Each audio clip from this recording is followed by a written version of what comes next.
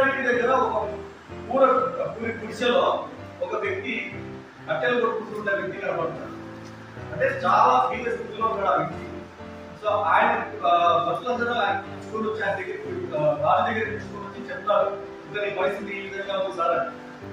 So అతను ఏం చేస్తాడు, అతను రాజు ఏం చేస్తాడు అంటే అతన్ని చూసిన తర్వాత ఆయన పరిస్థితిని గమనించి, అరే బాబు ఇతనికి ఇక్కడ ఉన్న ఈ అడవిలో ఇతను ఉన్నాడు కదా, ఇక్కడ ఏం చేస్తున్నాడు అంటే కట్టెలు కొట్టుకుని బతుకుతున్నాడు సార్ అని చెప్పి చెప్తారు.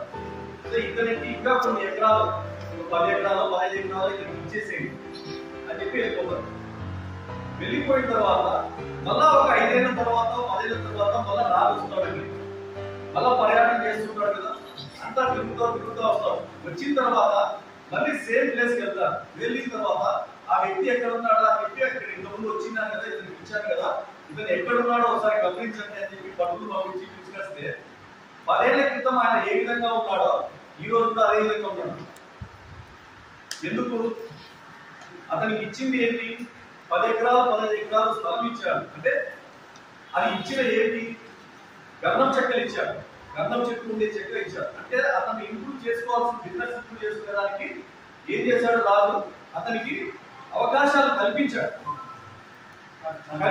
కానీ అతను ఏం చేస్తున్నాడు? సేమ్ యాజ్ ఇట్ ఈజ్ గా అవి కొట్టుకొని దానికి వచ్చిన బొట్టులు తీసుకుని పోయి అమ్ముకొని మళ్ళీ అదే విధంగానే ఉన్నాడు. అంటే అతనికి రీసోర్స్ అనేది కల్పించినాడు. కల్పించిన తర్వాత కూడా అతను ఎక్కడున్నాడు? అతను సేమ్ అదే పరిస్థితుల్లోనే ఉన్నాడు. సో ఇప్పుడు మనం ఆ సైడ్ దగ్గర వస్తే మనకున్న రీసోర్సులలో మనం ఎక్కడున్నాం ఫ్రెండ్స్? మనం ఎక్కడున్నామో అక్కడే ఉండిపోతున్నాం. గంధం చెట్లు ఇచ్చినా కూడా అక్కడే ఉన్నాం.